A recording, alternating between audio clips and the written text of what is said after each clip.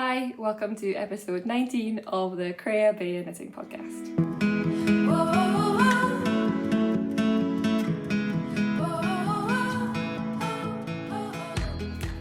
Hello and welcome, my name is Rebecca and this is a knitting podcast where I share what I've been knitting, what I've been knitting on, what I'm currently knitting on and what I'd like to be knitting on in the not too distant future, along with some yarny goodness in the form of acquisitions at the end of the episode.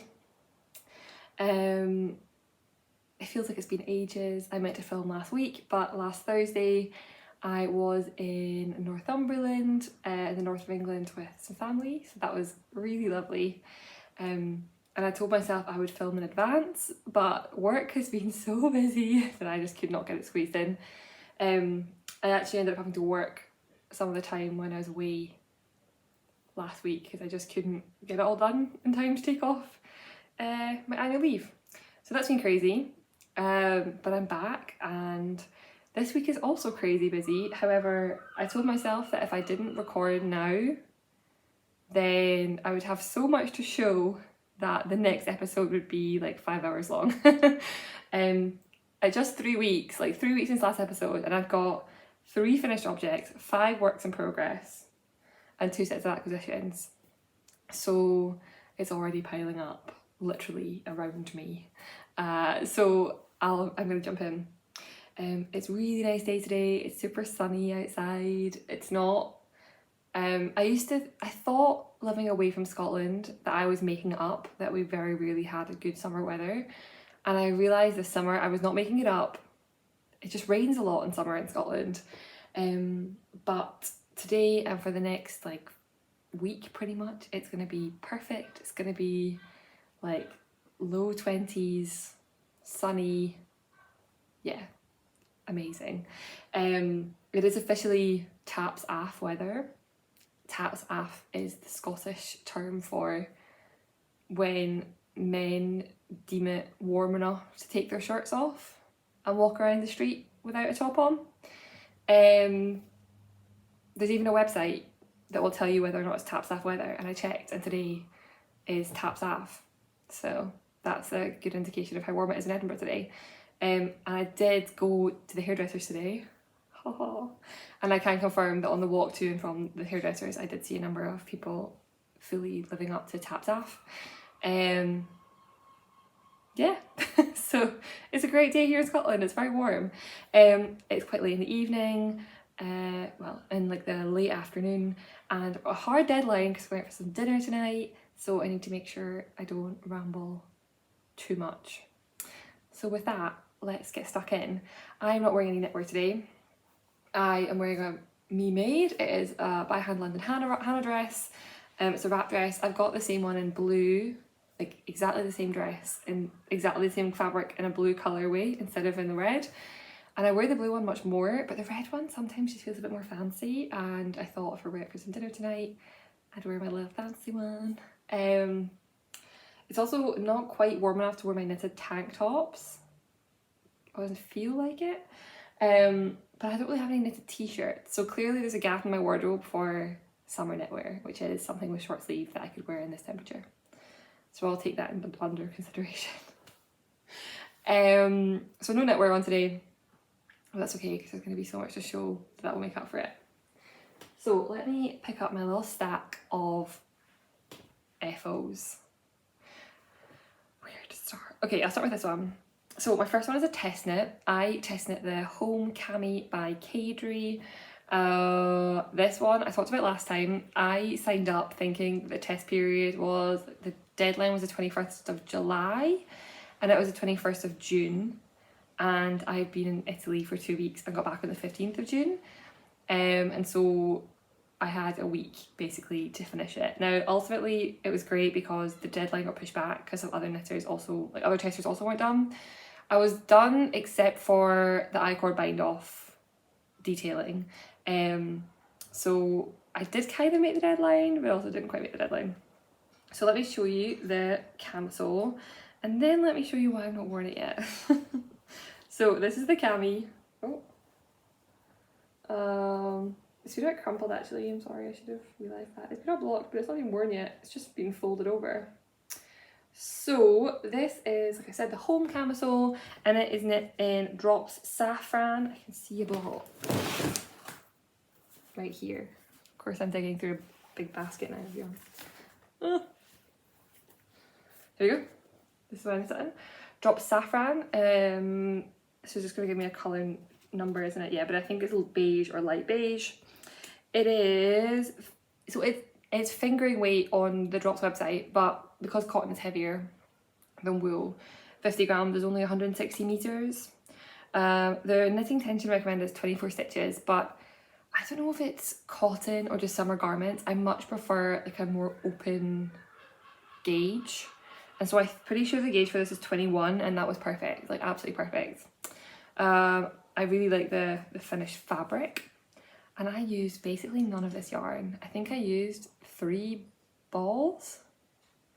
I think I cracked into the 4th one, and I bought this in the Drops in the Wool Warehouse sale for 80p a ball, which means that this camisole cost me like less than £4, which is insane.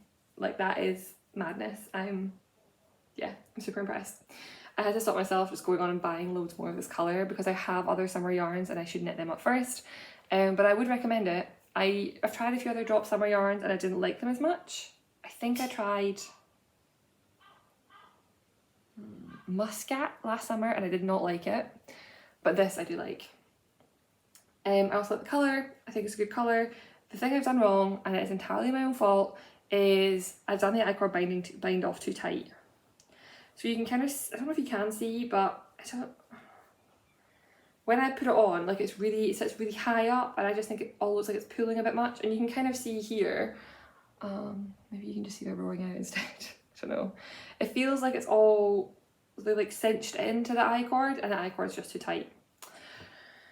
So I need to go back and change it, but I've not done that yet because I'm being really lazy. And I've actually not tried it on since I blocked it, so I should try it on and decide what to do. I have a couple of options. I do actually really like the I-cord edging. Part of me thought maybe I could just take off all the I-cords and just wear it without them, with like rolled edges.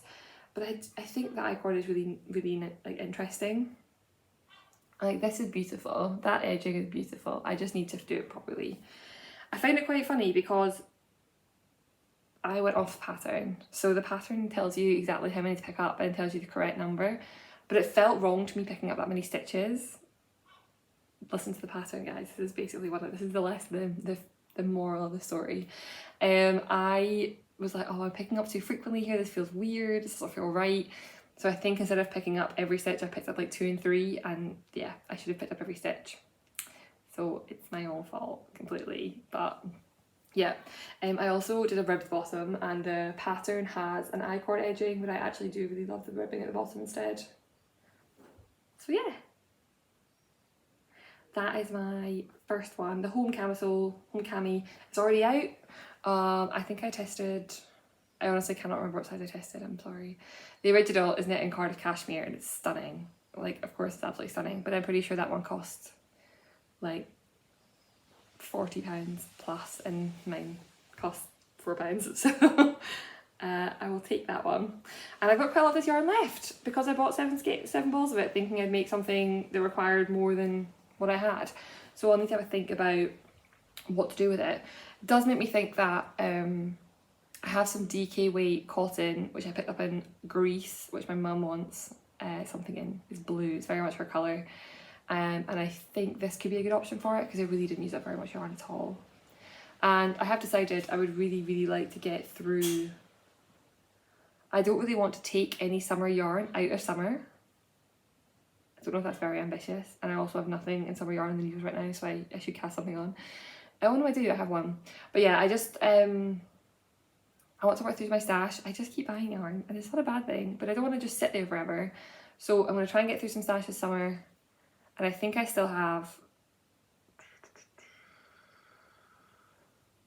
4 items worth, not counting the rest of this, so I guess 5. Oh, that's probably I have like 6 items worth.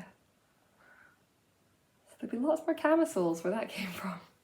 So yeah, that's my first finished object, the Home Cami by Caidree Test Knit. Pattern is out now. Okay, you ready for some deja vu? My second finished object. What is my neighbour doing? No idea. Sorry, there's some noise. So this is the one I just finished, and this is my second finished object.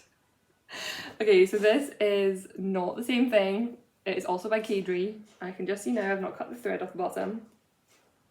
It is blocked though. This is the... Oh, I'm not woven any of my ends. Sorry. This is the Allure... Oh, it's really hanging not well. I've just taken off the blocking mats, and you know how it's sometimes like it's a bit rigid, sort of thing. It is the Allure camisole by Caidree. It's my second version. I made the first version in Knitting for Olive silk. I wore it on the last episode. I love it. It's amazing. So I copied the same thing and I made it again, and then this time I used the cotton merino from Knitting for Olive, and again it's a bit creased. Couple of things about this one. I was going to do ribbing on the bottom. I did ribbing on the bottom. I lost yarn chicken 2/3 of the way round the bind off. I ripped out all the ribbing and I just couldn't be bothered ribbing again. I will say it should have had ribbing because I don't think the I-cord is lying as flat in this as it was in the other one. Even post blocking, like the I-cord is rolling a little bit. Yeah, it really is actually. And I think I'm too lazy to fix it, so we'll see what happens. But I should have done ribbing. That's the first thing. The second thing is, this yarn was amazing. This is the Knitting for Olive cotton merino. It's a fingering weight yarn. It's exactly the same yardage as their pure silk. So I had 2 skeins and I knew I would have enough. I think this one is longer somehow than my silk one. Like, not by much, maybe by a centimetre or 2. I think my gauge might have been slightly tighter on the cups, but I don't know, to be honest. It feels like it fits the same way. I really liked working with this.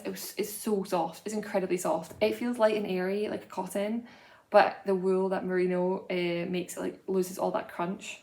I will say the saffron's pretty soft, but not quite this. This was really an enjoyable thing to knit with.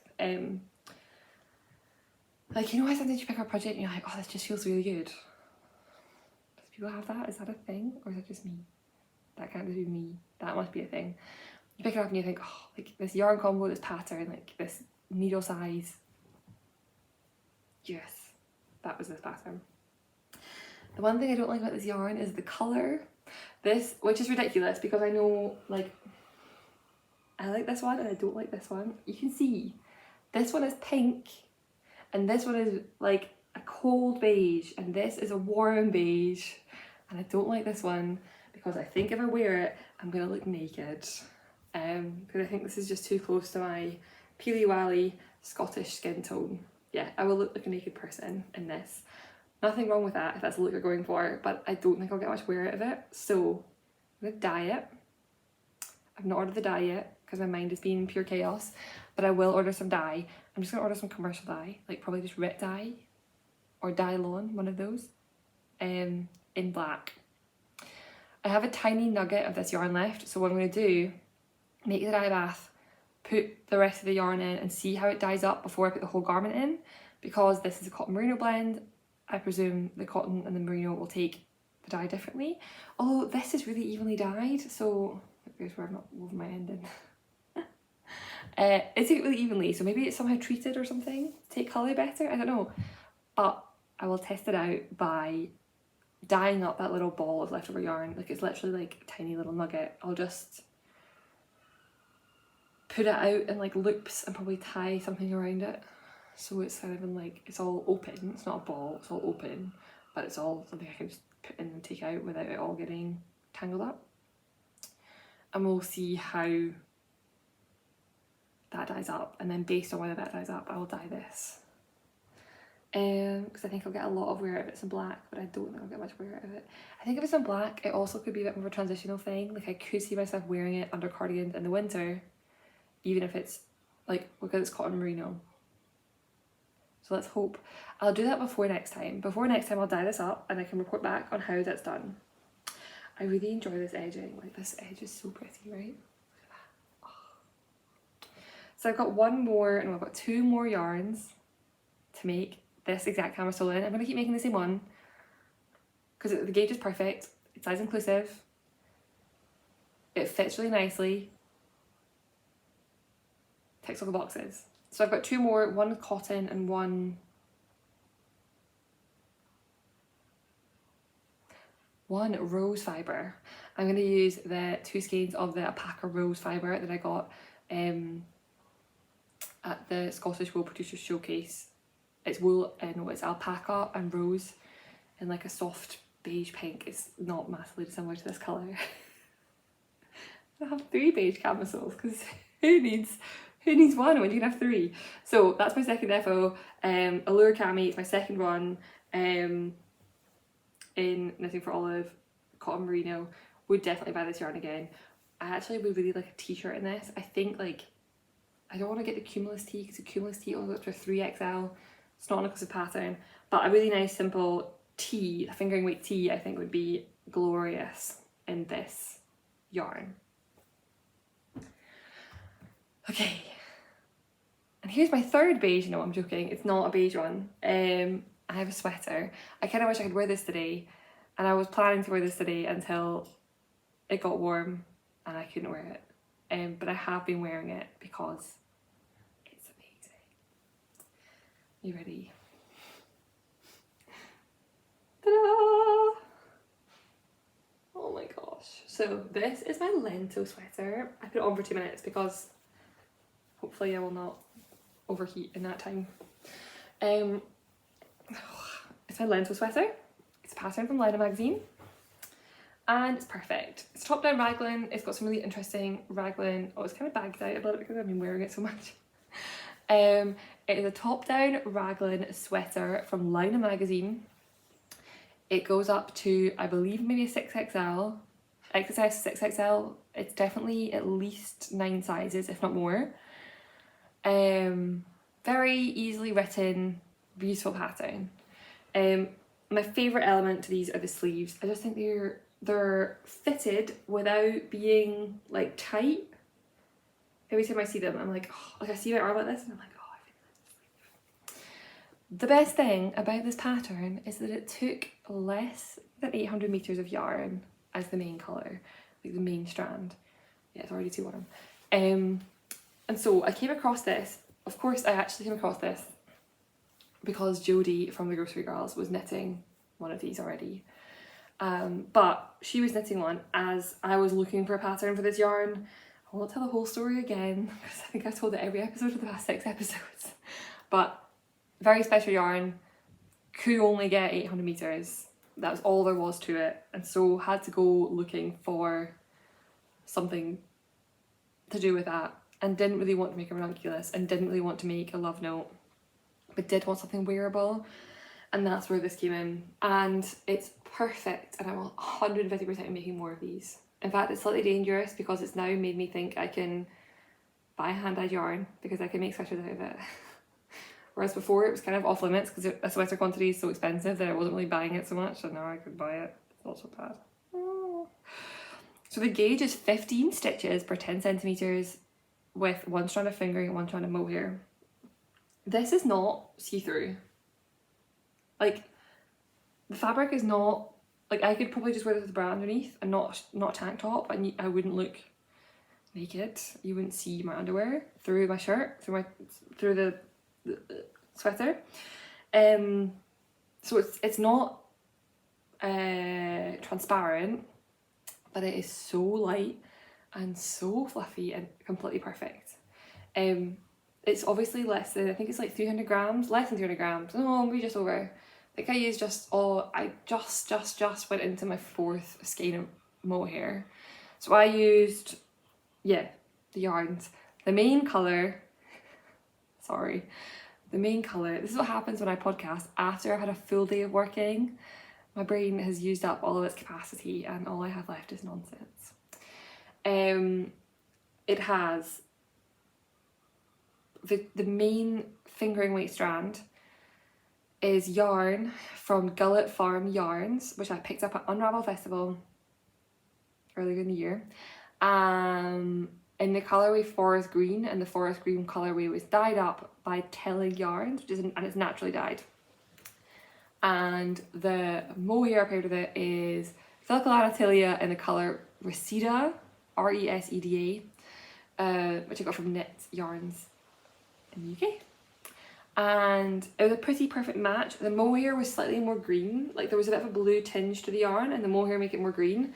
But I actually think it really works. It's a really cool colour. Like I never see this colour anywhere. It's like a pale green, but it's not quite sage, and it's also not forest green.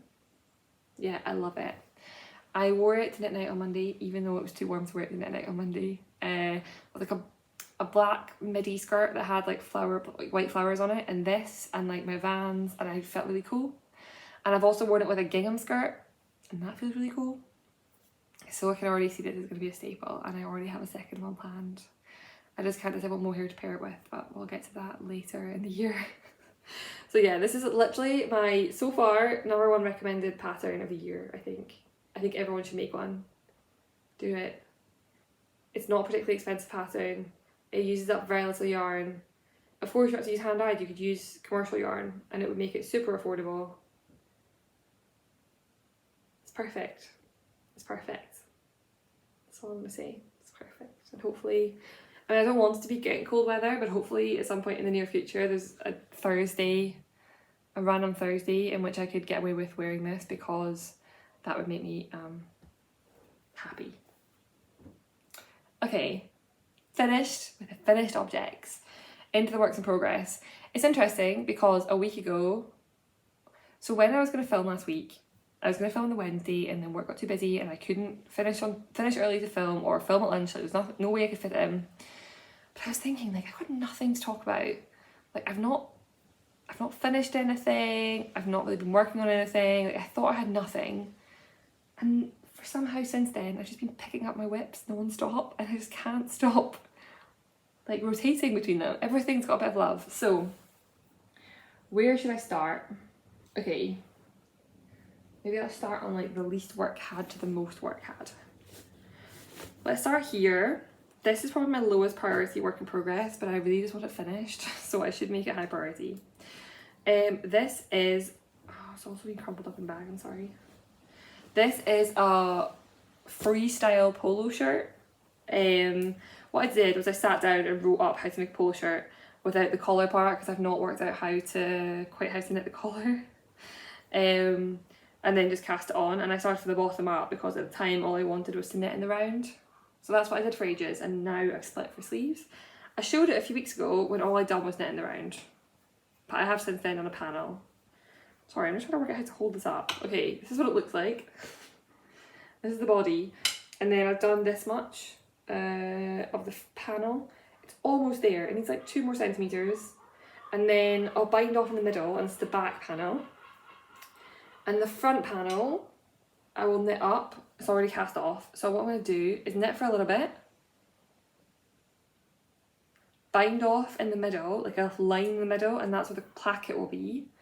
Knit up here, seam the 2 shoulders, knit short sleeves, and then something with the collar.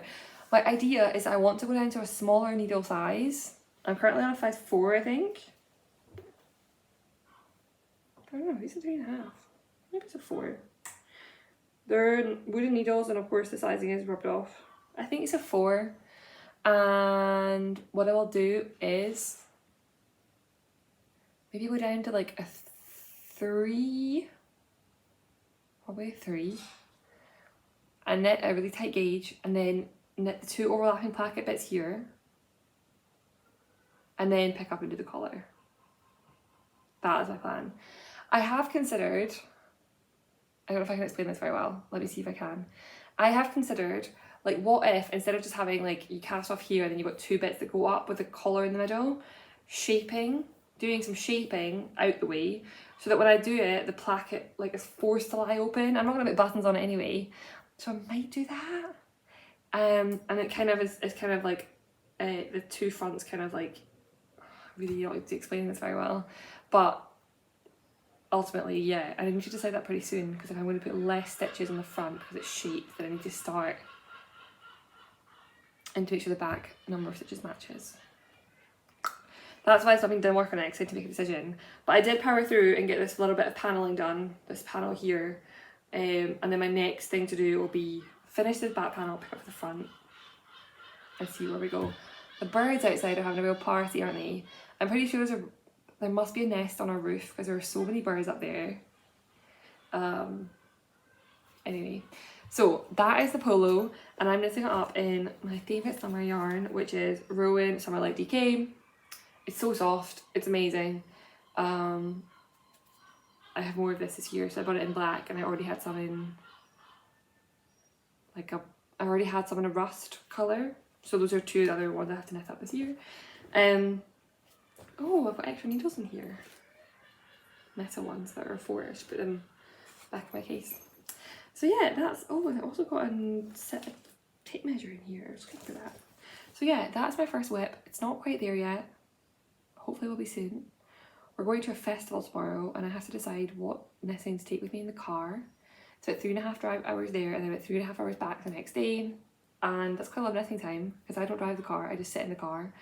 I can drive, but I'm a chicken. I don't like driving, which means knitting time. So I could take this and just power through it, and then maybe I'll get the front and the back joined. Could be an idea. Okay, so that's the first whip. Second whip. Okay, yeah, I'm resurrecting it. My Cathy Cardi. My Cathy Cardi was going to be the first pattern I ever designed. I just kind of lost a bit of, like, I'm excited about finishing it, but I'm not going to write it up right now. I'm not in any massive rush to write it up. But I did pull it out to do some work on it and get to a good stage with it. And so that's what I can show. So first things first, I finished the body. I finished all of the flat knitting for this. Everything from here on out is knitting in the round. I mean, I guess apart from the collar, but that's okay. So the back panel, and it's all blocked, so it's all opened up. That lace is opened up real good actually. And I finished the front two panels. So now I've got like a cute little waistcoat with lots of ends to be woven in.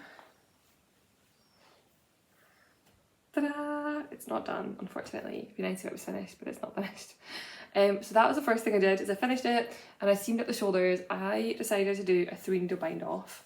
I think it's really hard to seam in pattern, and so what I decided to do was, instead of make a bad job of like grafting it in pattern, I just decided to do a 3-needle bind off, because whilst it's visible, it is very neat. It's not really going to show it very well, is it? Here we go, here we go. There we go. So yeah, it's a visible seam. You can really tell it's there, but it's neat and tidy and clean. So I enjoyed doing that. The second thing I did is I started on the button band. So I have one button band done, and I, for the very first time, a few things for the first time. First time I did double knitting, and the first time I did mattress stitch, and both of them were amazing. So I have one button band on the front. Here it is. I wasn't planning to do this. I was planning to pick up and do ribbing. But then I was inspired by Lizzie from Hive Knits, because she is making the first sweater into her cardigan, and she was posting a lot about the button bands, and I just thought it looked like fun and wanted to try it. So that's what I did. So here it is. It's really cool. You cast on a certain number of stitches, and then you basically just knit, slip, knit, slip, knit, slip across until it's quite long. And then you make it a bit longer. So the next stage will be, I need to look up the video again on how to bind off. So I'll take out this, and I'll unravel it back to the top here, and I'll bind off. My seaming is also pretty neat, I think. Can't really tell where it's joined, it's pretty neat. When I first sewed this on, the puckering was really bad. So the button band was really different. I don't know how it worked, I don't know what happened, but it was really pulling funny on the body of the cardigan. But so what I did was I wet it down with spray, and I pinned it again, and it's completely fine. Now it really lies quite flat. It doesn't look like it here, but I promise it does. So yeah, so the next steps are, of course I have to finish the second sleeve. I have one pair of 3.5mm shorties, and I need them for another project right now, so I might pick them up soon. Not quite decided what to do. Maybe I have 2 pairs. I think I must have 2 pairs. Anyway, and then I need to decide on the buttons to use, and then this side is the one without, this is the one the buttons will go on, and this side will be the one with the buttonholes. So then, once I know which buttons I'll use, I can lay the buttons out. Buttons. I can lay the buttons out on the button band. Mark where the button should go, and then knit the second one. And then the top ribbing, the top neckband is going to be ribbing. So yeah, that's where we're at. It's a beautiful colour. It's going to be amazing once it's finished. Like, I do really love it. And maybe I will come back and write it up at some point, but for now, like, it's just, I'm enjoying working on it. But I'm not crazy. Actually, it's really lovely. Maybe I should write it up. I'll finish it and see how I get on and see the fit and like what I think about it. I think it was tricky because I think my other design, the Cargill, which I'll get to, got such a warm reaction that I was like, oh, like, of course this is like, that's some pretty basic business. Like, if somebody wants a design, someone's excited about a design, then it makes you more enthusiastic to write it up. And the reaction to that was so much stronger than my reaction to this. And so I think I'm just being led by that. And so I'm like, oh, well, maybe I just won't write this up right now because nobody was that bothered by it. But maybe that's just me being petty. But for now, I'm going to finish it for myself and wear it and fix this button band and do the other one and do my sleeves. Yeah. The yarn I'm using is Filcolana Arwetta, which is superwash sock yarn, and Filcolana Tilia, which is a mohair. And these colours are perfect. I have nothing else in my wardrobe that like is, I like some dresses that go with it really well, but I don't really have any other knitwear.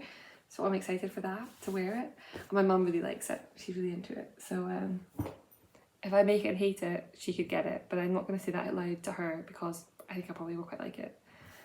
I don't want to get her hopes up in case I decide not to go to it. Okay, 2 down. 3 to go. Okay, the next one, I'm surprised it's had so much appreciation. I just got the motivation to finish this. It must have been, yeah, I took it with me last weekend to Northumberland, because it packs up really small, and I just thought, like, yeah, why not? It's kind of been my summer project because, again, it does pack up really small, it doesn't take up very much space, and it's relatively simple. And it's especially simple now because I finally joined in the round. So I'll hold this up, but I'm not sure. I'll just see. It smells like pencil shavings. So much. But the yarn doesn't, like, if I sniff the yarn, it doesn't smell like pencil shavings. And neither does the bag. So I don't know where the pencil shaving smell is coming from. But every time I open this project, it smells like pencil shavings. Okay, yeah, you can see pretty good. So here's the front. And here's the back. So this is the daily pullover. Now, last time I talked about this, I said it was by Purl Soho, and somebody corrected me. It is by Paula Pereira, who designed it for Purl Soho. So they didn't design it, but it is, like, they distribute the pattern. It's their, I think they own the pattern. But yeah, it was designed by Paula Pereira, and it is a super straightforward V-neck raglan sweater in fingering weight yarn. I bought this yarn with the intention of making a fingering weight sweater, and I was on the fence about what pattern to use. And then Leslie Friend from A Friend to Knit With keeps churning out the daily pullover. I think she's made 3 or she's made 2 and is working on the 3rd.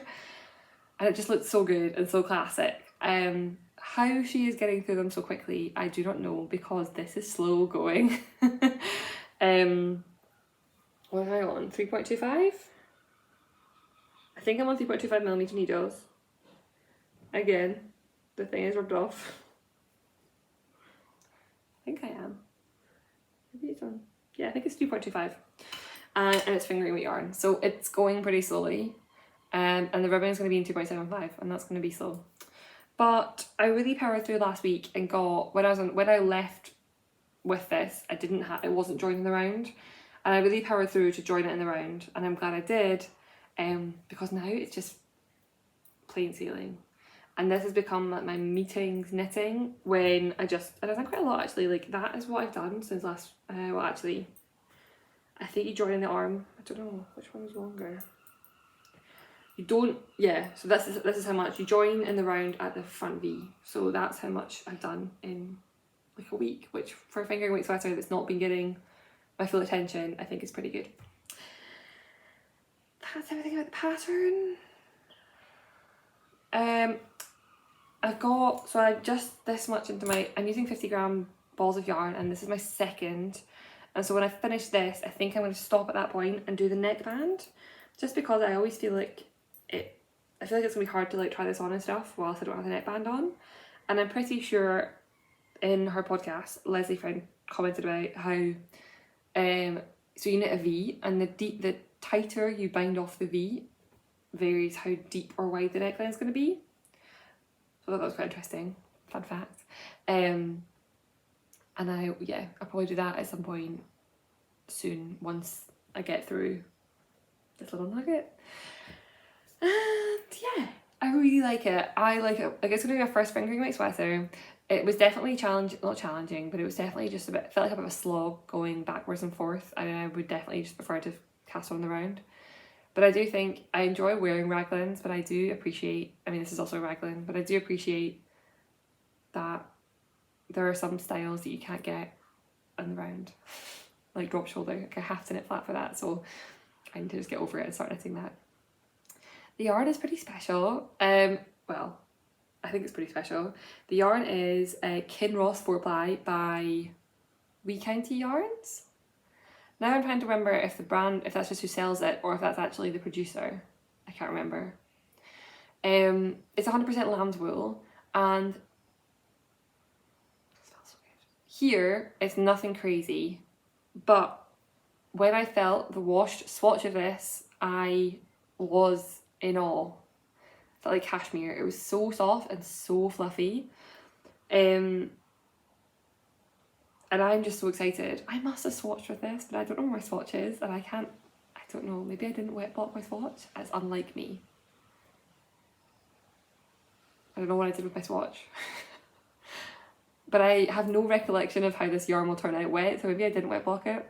Anyway, I was amazed by how well the one that I saw it in Beautiful Knitters in London actually, how well that turned out, and so very excited to buy some. And I bought this quantity at the Scottish Wool Producers Showcase, which was a few months ago. It was in April. And on that note, the Scottish Wool Producers Showcase was put on by Perth Festival of Yarn, and the tickets are now on sale with Perth Festival of Yarn. So if you're in Scotland or you want to come to Scotland for a yarn festival, it's on the 10th and the 11th of September. And there's a very full programme, including like a gala dinner, which is pretty cool. There is a talk by Amy Palco, which I'm so excited for, and I'm not a shawl knitter and I'm still going, I'm buzzed, where she is going to, how fun does this sound? I mean, I think it's going to be quite stressful because it's a big presentation and there's obviously some pressure, but it also sounds like fun. She is going to talk about how to pair colours together for a shawl, like colours and bases and yarn together for a shawl. And she's going to look through all the yarns which are brought by people to the festival and pick out some combinations, I think is the plan. I think that's what part of it's about. Anyway, she's so, like, her colour selection is amazing. She picks out things I would never put together and then makes these incredible looking things at the end. Like, yeah. So there's a talk by Amy Palco. There's also a talk by the owner of Midwinter Yarns, and a few other talks perhaps, but the only one I'm going to is Amy Palco. There's also a podcaster lounge, which I've not actually said I'm going to. You can email them and tell them you're going, and then they'll give you a lanyard with podcaster on it. But my ego can't. I feel it's really cringe, but I will do it because I want to go to the lounge. But the idea of walking around with a lanyard that said podcaster makes me feel really cringe. Like, who do I think I am walking around with a lanyard? But I think it would be quite cool to get one, so yeah. Also, I want an excuse to be able to hang about. Like, I've got tickets for both days, and I think people who knit night are going one day. I'm going to go one day with Caroline from Caroline's Knits. So yeah, but I also just want to be able to hang out, and I think if I have a lanyard, then I can hang out justifiably. Yeah, tickets are on sale. All this was going to be to say the tickets are on sale. They went on sale last week on the 2nd, and they're on sale. And if you're going to go, let me know, because I'm looking forward to it. And you might see me there with a lanyard on that says podcaster.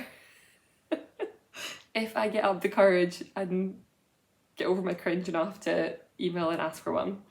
But yeah, so that's what this yarn is. It's a tiny little nugget. I've got 5 skeins of this, so I think I'm going to have plenty. And we'll see how it comes out, but I am enjoying it. I have 2 more skeins of this, which I bought the very first time I touched the yarn back at Beautiful Knitters in a dark grey. And I might see if I can colour match, like I might take one with me or message them to see how bad to see how the dye lots would work, because I would like to make a sweater out of this again. Like even if it's not the sweater, I would definitely work with it again. It's been fun to work with. And I've got 2 skeins of that. Yeah. So that is, and it's in a John Orban Textiles like little pouch that I just, like, this can fit into any bag. And this is like the one that I'm taking ever with me, because it's been really good for meetings now. I just sit and around. And I keep suggesting we go to the cinema, because I know I can knit on this in the cinema, but we've not been yet.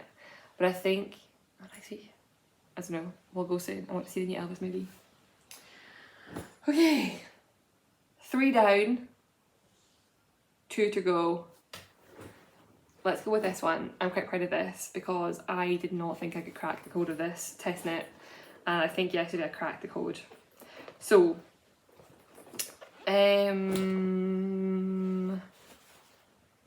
Alex is the designer behind Vert and Rose, which is, I think she's maybe released, she had the Malvina, which is a heavy lace weight cardigan and some socks. And I remember she messaged me about it and asked if I could share, because she was looking for some plus size testers, and that was the first I heard of her. And then she had the Isa, she's got the one with the cable down the sleeve. I don't know what that one's called, but that one's beautiful. It's got a saddle shoulder with a cable down the saddle. That's really nice. And then she had the Isa cardigan, which is like one with a lace panel down the front, which was test knit by Mega of Skeins of Dreams and Casey of Young Folks Knits and Ruth of Ruth Loves to Knits and other people, but they're the ones that I remember seeing. Is there anyone else that I know? I think that was it. And all this time she was posting, she was teasing this wrap cardigan, and I told her from the start, like, I'm test knitting this, like, please let me do it. So I told her maybe 2-3 months ago, like as soon as she first posted the picture, I told her I want to test knit. So the test knit opened, and I'm working on it. I got chosen. So the test knit is, I'll put a picture. It is a wrap cardigan, and the original is designed in dropped alpaca. Yeah, dropped alpaca. It's really inexpensive, a very affordable option. It was just on sale, or it might still be on sale. That's the one that Casey used, and she says that she's like made her whole sweater for less than $30, which I think is amazing. I am not using drops alpaca, I'm using drops Kidsilk. And the pattern says like you can use 1 strand of alpaca, or you can use 2 strands of Kidsilk mohair, and I'm using Kidsilk mohair. I had it in stash, I had some of it in stash, I had to order some more, but not like an obscene amount more. So that's what I'm making. So let me show you my swatch. How fluffy it is. And then let me show you where I'm at. So I will tell you, this has been a challenge to wrap my head around, and I'm very grateful for Miss Katie Apple, because she's in the test knit group and she's a little bit ahead of me. So every time there's something that's appeared, she's already asked about it a day before, or she's already worked out for herself, and then somebody else asks, and then she sends a very clear description, and I'm like, yes. So I'm very grateful to Casey for being a faster knitter than I am. So how to best show this? This way probably. Ooh. I do find myself getting very, yep, there go the mohair skeins. Oh dear. Okay. Oh, this looks so sad. Okay, let me talk you through what I've done so far. You cast on here and you increase out to make this like trapezoid with like this slanting shoulder seam where the increases happen. And then you pick up and knit this really cool edging. So you pick up and knit one side, you cast on, and then you knit it along here whilst picking up a stitch every row, which I thought was a cool technique. And then you go the other way, and then you pick up all the sleeves to the shoulder and you start working it in the lace pattern, which is this beautiful, like, detailed rib, I'd call it. There's a bit of like drop stitches, there's a bit of twisted, like the twisted stitch there, and there's a drop stitch thing here. And I love it. I only started this, I think this is 3 days worth of knitting, which doesn't sound like, I mean, that kind of makes sense, but it is mohair, and it's back and forth. So as far as I'm aware, I continue this bit for a little bit, and then I'm going to pick up here and do the same other side until there are 2 panels. There's some front shaping, there's some bust shaping, and then I attach under the arms, I think. There's a waist tie. I honestly am taking the pattern as I go, like I'm just step by step. She's also only released, I think, maybe the whole thing out now, but at the time she'd only released the first section of the pattern because I think she's still doing some edits. So yeah, I'm just going line by line and seeing what happens, if I'm being honest. And yeah, I'm really enjoying it. I'm finding it very, at first I thought like this is going to take me 100 years. I cannot wrap my head around this, but actually it's very intuitive. Once I get, like this little patch, the first few rows, I was thinking like what on earth, because there's a bit of plain knitting where you do some decreases, and then there's a charted repeat, and then there's an edging which is different on the right side and wrong side.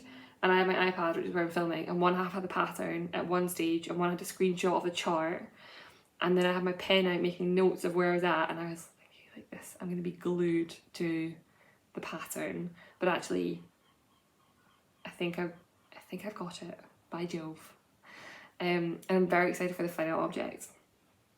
What I was going to say is I wanted to make this in black, and I think black is the colour I would get the most wear out of, but I swatched in black and I could not see any details.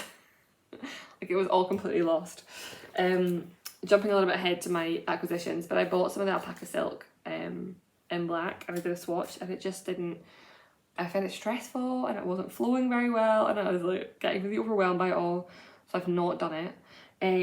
So it's still here. That being said, now I've got into the pattern, it's feeling easier. I feel like I could do it a second version of the silk, but I might leave that for something else. I don't know. My alternative is that when I dye my camisole, I think I will put my swatch in with it and see how it takes the black dye, because what I might do is knit it in this and then dye it black at the end. But I think what I'll do is knit it and wear it and see how often I'm wearing it and going for it, and if I find that I'm not wearing it as much as I would like, then I'll dye it. But maybe I'll get more wear of the white than I think I will. But it's gonna be lovely. I think it's gonna be really nice with some, like, my usual wardrobe, which is a handmade dress or a handmade skirt. So yeah, I'm feeling it. I'm vibing with it now. I thought I hated it for the first 3 rows of this repeat. I was like, I'm not gonna be able to do this. This is so hard. But yeah, praise goodness for, and actually the instructions do make sense. Like going back and reading them now, like of course that means that, but when you read it for the first time, sorry, my stitch corner came undone. When you read it for the first time, my brain just could not wrap its head around, like couldn't comprehend what was on the page. But now I got it, at least until the end of the section. And I think I could do this side too with no trouble because I can duplicate it. So yeah, and that's in Drop Some Mohair. And of course it's just so light and fluffy, and the fabric it's making is just like really, really nice, really nice. So I think the deadline is August. I think I have just about a month now. What's today, the 7th?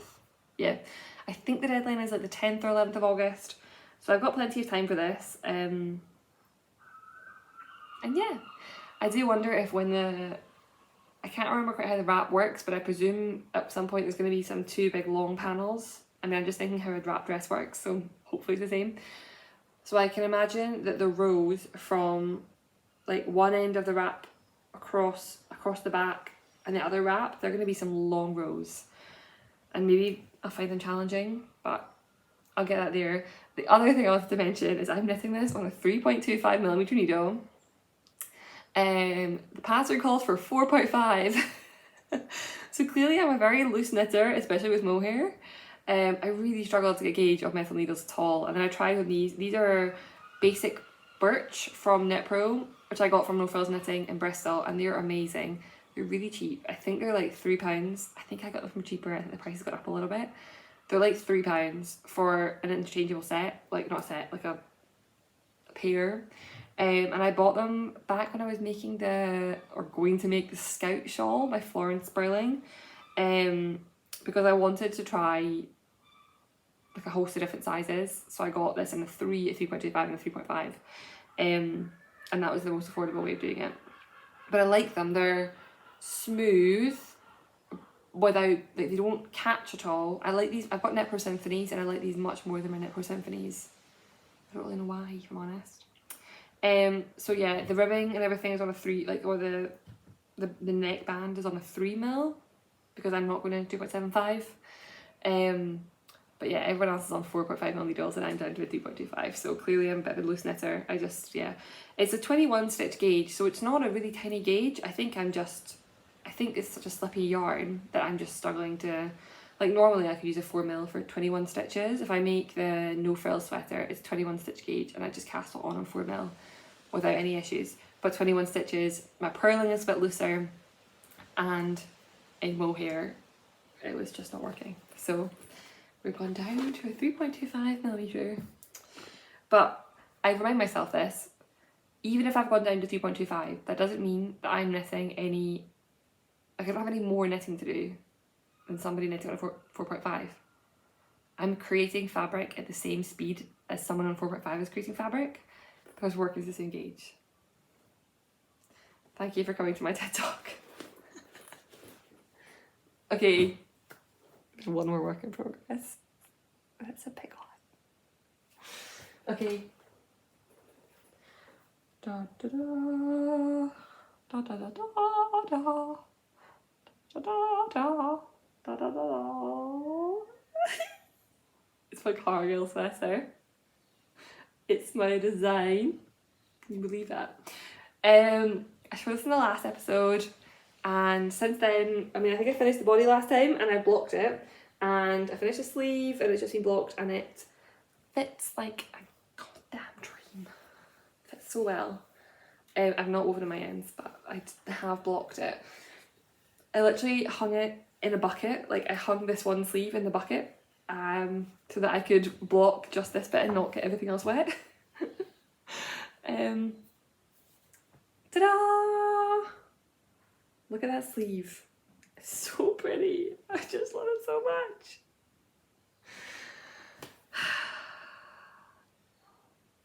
So this is the Cargill Sweater by me. It is a work in progress, which I hope to release as a design at some point in the future. I'm hoping like early autumn. That's what we're going for, because I like the way somebody worded this, a responsible test knit deadline. Like, I want to put a responsible test knit deadline, so probably 8 weeks, 8 to 10 weeks. Even more than that, it'd be 10 weeks. And if I work back from there, I've got to get all my edits in, all these things. So probably September. I finished the sleeve. I also finished writing the first draft of the pattern, and I sent it to the tech editor. Which is so scary. Oh my goodness. I don't know why I thought that was so scary. It was just such a nerve-wracking thing. So I sent it to her. I'm using Frauke from Urban Yarning, who I think she came recommended from a lot of people, but she's great. And she's got some testimonials and a really nice website. So she has the pattern, and she will aim to send me back the edits before, I think she was looking at it either yesterday or today or tomorrow. She said she'd aim to get the first edit back to me before the weekend, so that I could work on the edits over the weekend, which I'm really grateful for, because I would like to start working on the edits. I'm scared. She warned me, and Laura Penrose also warned me about like the first pass of edits. I think there's a lot of comments on the first, like when you get the first copy back, there's a lot to change. Especially if you don't have like a template or a style sheet. If you're just writing out your very first pattern, there's a lot of comments, and so I'm a bit nervous about that. But I found the grading to be unbelievably difficult. I think if I'd known how difficult it would be before I started it, I wouldn't have done it. Which is very lazy of me, but it is how it is. There are a couple of weeks, well, I found the grading challenging to start with because it's just a tricky thing to do. It's a lot of maths, it's a lot of working out. It's very, very detail oriented. There are a couple of things I think made it more challenging. The main one is that because of this stitch pattern, the stitches have to increase on the body and on the sleeves equally. So if you've knit a raglan before, a lot of the time you will like increase everywhere and then like continue increasing just on the body, or yeah, that is normally what happens, but that's not what happens here. You have to knit on them both, otherwise the pattern won't match up. So that was a challenge. And so challenging between that and then also balancing the yoke depth, like it was just the yoke, like the yoke was the only challenging thing. Everything else was so much more straightforward than I thought. So my current panic and fear is that she's going to send it back and tell me my maths is completely wrong. And that is potential. So that's what I think. I'm less daunted about the edit if she comes back to me and says like, here are 50 things you have to change, but the maths are mostly okay. Because I'm just worried she's going to come back to me and tell me like all your grading is a bit garbage, you need to go back and start grading again, because I don't even know where I'd start if I had to start over again without coming out with the same results. So that was a bit of a rant, apologies. But yeah, so let me tell you about it. It is a top-down raglan sweater in this stitch design, which is called the dip stitch. Well, I don't actually know if it's called a dip stitch. I saw this called the heart rib the other day, which I guess actually makes sense because if you hold it upside down, they are like little love hearts, which is so cute. But not at all what I planned it to be. So yeah, it's like a dip stitch. I can't find like a common name for it anywhere, but I'm calling it a dip stitch because that's what I've seen it referred to the most. And it's kind of like interchanged with like one of these and then some ribbing, or like, yeah. It's a real squishy stitch and it's a real yarn guzzler, I will say. I think I'm going to end up using like 6+ balls of mohair and main yarn, because obviously this creates quite a lot of extra fabric. It's really squishy and really soft. It's going to be really perfectly cozy, I think. I think it'll make a good like sweater I could wear and not wear a jacket in like the autumn winter when it starts to get colder again. It's got this folded over collar. Is at the back, yeah, it's got some short row shaping, which the bit I was really proud of was the short row shaping. Yeah, is that everything about the design? I think so. The sleeves there are no increases in the sleeves, and then they've got this like little dramatic little poof, which I really love. I think that feeding in there just looks so elegant. So my yarn, that's not the right bag. The gauge is 19 stitches. I'm knitting on 3.5 mil, so I do think it's just because it stretches out quite a lot. It's a really stretchy stitch, so I do think I've got some quite clear instructions to how stretchy it is, because I do think it stretches out quite a bit. I'm using Filcolana Anina, which is superwash wool. It is incredibly soft. It's their recommended baby yarn for baby knits, which I think is indicative of how soft it is. And I'm holding that with Drops Kidsilk in light beige, I think.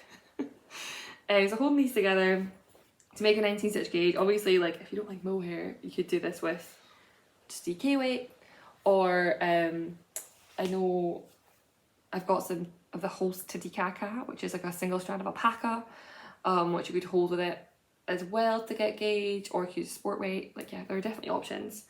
So yeah, I'm so excited for this. I've got a few things to do. Edit back hopefully today or tomorrow, and hopefully it's not loads. What I would really like, best case scenario, is that by the next episode I can line up the tester call. So that's 2 weeks from now. So I do feel like, despite I've got a couple of busy weeks, I do think that I could put the work in. So provided that I can get the edits done in reasonable time and get them, there's some availability from the tech editor, potentially I could have a tester copy ready in 2 weeks' time. best case scenario. But I do want to line up the what's it called? Tester call. I want to line up the tester call with an episode so that they go live on the same day. So hopefully that'll be next time. We'll see. It's currently graded from an XXS to a 6XL. So from 76 centimetres to 170 centimetres. Give or take 1 or 2 centimetres either side, because I might have got that wrong. So I've done as much as I can to be as inclusive as possible. I did mention at the very start, like, one of the big reasons why I wanted to try designing was to understand the process, and I've been a real advocate for size inclusive designs, and so I wanted to understand, if I'm asking designers to make inclusive patterns, what am I asking of them? The two big things I've noticed so far are that it takes way more time to grade more sizes. So obviously if you're releasing something in like XS to 2XL, you're doing, like, I've got 11 sizes, XS, S, M, L. Yeah, so it's almost double the amount of sizes to grade to, so almost double the time. And the second thing is that in terms of tech editing, they charge per hour, and there's a recommendation of like approximately how much that will cost. Like there's a little flow chart that says, like, is it accessory, is it garment, is it, how many charts are there, how many sizes are there, and if you have 6 sizes plus, you're automatically in the section which is 180 minutes plus, so you're at least, like, it's a minimum of 3 hours worth of tech editing. And then with every hour on top of that, the price was up. So there are so far both time and monetary reasons why designing for more sizes is trickier. But I did want to, like, once it's released, I kind of want to talk about once it's released. If it gets released, I do want to maybe do a bit of a breakdown into the experience of the whole thing, like what it was designing, like what it was like designing, what it was like releasing, what it was like editing, finding testers, all those things. And I thought I could do a wrap up then of like what was particularly challenging about designing for a wider size range. We will see. So yeah, that's my Cargill sweater. I'm mostly excited for it to be finished, but I do want to film, because I can't, the stitches have a common name, I want to film a tutorial on how to knit it for the video, and so I want to do that on the second sleeve. So I need to make sure I don't power through the second sleeve, or I will need to do an extra swatch or something to show how to knit it. But yeah. And I might also have to order another ball of yarn, because I think I might run out. I ordered 6 originally of the Anina, and I think I might need the 7th. So yes, it's my last whip. Thank you very much to everyone who last time commented and told me they liked the design, because that really made my heart sing. And I just love, like, if I post anything about Instagram about it, I get so many nice comments of people being like, I can't wait to buy this, or like, I can't wait to test it this. I'm like, oh, which is really exciting. I also at some point will have to tell my grandmother that I've named a pattern after her, and I have no idea how to do that. And I feel like she might get a bit embarrassed, so I don't know, maybe next time I see her I'll have to tell her. Or maybe when it's released, I'll send her, just knit, but I'll send her a copy and be like, look what I did. I don't know. Oh my goodness, my table is very close to falling apart, but I don't really want to move it in case I knock over everything. I'll fix it after. So that's everything I've been working on, and as you can see, it's quite a lot of stuff. So I have a tiny bit of acquisitions. Oh, I just realised I have this out. This is what was left in my Reseda from the main colour. So it's about 4 grams of 2 400 gram, so 400 meters. This is what's left. Oh, and here's the mohair. Oh, it's also close to hand. Oh, the needle sticking out of it. Organised chaos around here, I tell you. Organised chaos. I have started swatching for my next design. But I told myself I can't cast that on because I currently have 5 works in progress. So I don't know when I will cast that on, because nothing is that close to finishing. I mean, Cargill is close to finishing, but I don't want to power through that right now and finish it because I've got stuff to do. So maybe when I finish the Polo Shirt, I will let myself cast on this design. but I do need to do some upfront maths. So I did some swatching already, because I need to do the maths upfront to get the increases right, because it's going to be some yoke. It's going to be a round yoke design. Okay, so acquisitions. I have two lots of acquisitions. The first one is this. So this is Drops Alpaca Silk, brushed alpaca silk in black. And I bought this for my test knit. Didn't like the swatch, like it wasn't quite working out. So now I have a bag of it. I think I bought 8 balls. It was in the sale at Wool Warehouse again. So inexpensive. How much was it in the sale? £23 for 9 balls of this. £23. That's so inexpensive. In my knit night, somebody told me that they have a discount code they always use for Wool Warehouse, and I used it. And I realise now it's on my invoice as 10% discount for readers of Simply Crochet. And now I feel bad because I don't read Simply Crochet, I just used the discount code that somebody sent me. Anyway, before that discount, it was £23, and then I got another 10% off for not reading for Simply Crochet. So technically, it was like £21. Is that right? Yeah, £21. So inexpensive. So now I've got like a nice big organza bag full of alpaca silk. I don't know what I'm going to do with it. I kind of want to get away from buying yarn just because I'm buying it, because I do have a lot to work through at the moment. So I've got a couple of options. The first one is to finish this test knit and decide if I want to make a second one. If I was to make a second one, I might omit the lace and just do Oliver stockinette, which might make it easier.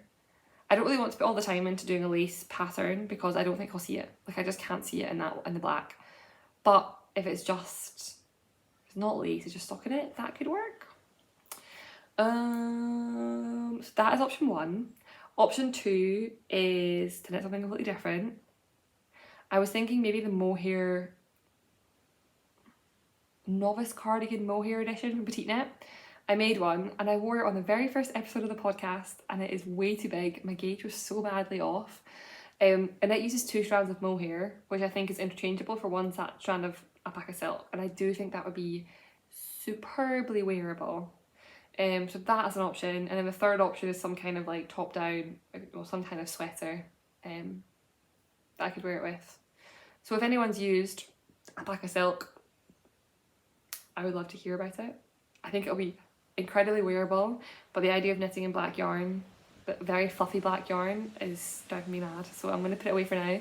But I probably shouldn't leave it for too long, because we've had summer solstice and it's only going to get darker. It's only going to get darker in the evenings now, and then it's less likely that I'll be able to knit on it, so I should probably cast something on sooner rather than later. What else? Okay, my second thing is that I showed a few episodes ago that I bought some Nutiden yarn because I was so excited about the hype of it. I got completely sucked into the Nutiden hype, and I got it, and it was dark grey, and I wasn't that crazy about it. Like the colour just didn't blow my mind. I thought it was lovely, but I was like, well, I think the magic of Nutiden is really... Sorry, I'm going to try and take these all out and then I can talk about them. I think the magic of Nutiden is the amazing colours, because they dye it before they spin it. And so I was a bit sad that my colours weren't quite what I wanted. Something funny has happened. Okay, so I had mentioned this, and then lovely Raya from Knit Night had said that she had some Nutiden. She's got quite a few colours, she's done quite a few bits of knitting with Nutiden, and that she was happy to use my grey and switch it with another colour, and sent me a few options. And so I was super excited about that, because I just didn't think the grey was, like, it wasn't that exciting. And I think what she's planning to do is hold 2 different greys together to make some form of like longer cardigan, and that will work if there's 2 different greys, but it wouldn't have worked. Like, she doesn't have enough yardage of 1 grey to do it, but with 2 different colours of greys she can make it work. So she switched with me, and I gave her my grey, and I got sage green. And it's Nutiden, so of course it's not just sage green. It's got like straw yellow and blue and other colours. This one's actually much more, I don't know if it's just the colour on the outside, but this one's much more yellow and this one's got much more blue in it, which you obviously can't tell on camera. So yes! 2 plates of this delight. Utter delight. What made me laugh before is that in the recent Wool Warehouse sale, I did buy some Drops Air in this colour. So this is to make a cardigan. So I have to make something that's not a cardigan with this because otherwise it's going to be ridiculous. So knitted in. I don't have, like, I think I'll have to hold a strand. I'm not super eager on holding it single. I don't think it holds up very well. But I have no idea. I don't know how much, if it's held double, I don't think I'd be able to get one thing out of 2 plates. So recommendations would be perfect. The other exciting thing is that Raya sent, well, she gave me the box and then or the bag that these were in, and inside here she gave me some little nuggets of Lucky Charms. So I think Lucky Charms are like some colours that they send out. She just put a selection of them in the box, and so I have, like, look at these. Aren't they amazing? So I need to decide what to do with these. I probably should weigh them. So let me go through them. So there are 2 of these little coral pinks. These are beautiful. I love this colour so much. I would happily have a whole sweater of this. There is one of this amazing, like, petrol blue, black blue. That's really nice. There are, I think these are all the same. Maybe not. I think they're all the same, but this one might be different. There are 3 of these. Yeah, that one definitely is different. Okay, so there are 2 of these, like, chestnut colour ones, and then a slightly sandier coloured one. There's this, which reminds me so much of Woolly Knit Harvest, like orangey, ochre brown. Then there are these 2, so these are like half plated up, and this middle colour is the same as this, I think. And then last but not least, my favourite colour is this royal blue. So yeah, if anyone has any suggestions, I was wondering if I've got some Pluto Low P in like a neutral colour, and I think I'll have more, it's for a jumper that I've not finished, but I'll finish the jumper in winter when I want to knit on it again. And I'll have some of the plain left over, and I thought maybe I could do some interesting colour work with these in it. But obviously these are quite small amounts, so any suggestions for Icelandic colour work small amounts? Maybe mittens? It's definitely, I wouldn't have enough that I want to make a sweater, like main colour sweater, but I would have enough for something like mittens or a hat. Oh, a hat would be quite cool. But quite scratchy. So yeah, so that's my knitted in. I realised actually that the bag she gave me this in is beautiful. It's in a bag from a shop that has Estonian food and handicrafts. Raya's such a cool person. And then she does things like this and gives me these cool bags that make me realise that she's even cooler than I already think she is. So that's my knitted in. Yeah, that's everything. So hope that's been okay. An hour 13 I think feels reasonable. It's not crazy long. I noticed the last episode was also shorter. Like for a while they were creeping up to like an hour 40, and I found it real challenging to edit. Or not challenging, it just took so long to edit and upload. But this one will hopefully not take as long to edit and upload because it's shorter. What else has been going on? So work is crazy busy. It's so busy. We're going through a transition and it is just, yeah, like people don't really know what their jobs are and people don't really know what their goals are, and we're moving into new teams, and so it's all just a bit chaotic and there's lots to get done, which is just really frying my brain. So at the end of an evening I have no brain capacity for anything. So that's been taking up a lot of my mental energy, I guess. Otherwise, what did we do? We had a really nice birthday like dinner thing at my parents'. That was really nice.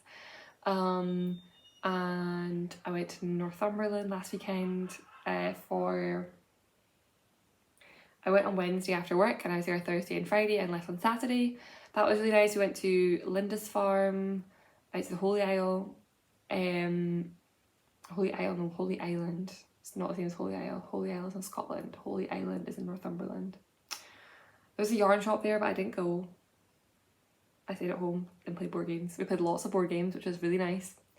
And tomorrow we're going to a festival. It's about a 3-hour drive away. I'm looking forward to it. Some of my favourite bands are playing, so that should be really nice. It's also going to be nice weather, so that'll be cool. And then next week we're going to London, again for some music. It was a gig we booked a while ago, I guess before we'd really thought about where we'd be at this time of the year, and so we're going to London for it. So we're just staying in a hotel for the night. I'm taking a couple of days off work, and that'll be fun. And we've got some, like, we're in some of our like favourite London things. It'll be nice weather and just hang out for a couple of days, which should be really nice. So I'll get the train. I get the train down on Wednesday, the train back up on Thursday evening. So lots of train travel. Again, it's like a 4 and a bit hour train each way, so it's lots of knitting time. And I'm off work, so I'm not going to do work. I'm just going to knit. And maybe that's a good idea. Maybe that's when I'll write up the first draft of this new pattern, like the one I'll work from. So my early maths, so I can get that cast on when I get back. And I think that's it. We might go somewhere on Sunday. It's nice weather. We might go do some hill walking, or maybe we'll go to Loch Lomond if it's going to be this nice. Yeah, just rambling here now, to be honest, haven't I? So I should really stop. That's all that's going on.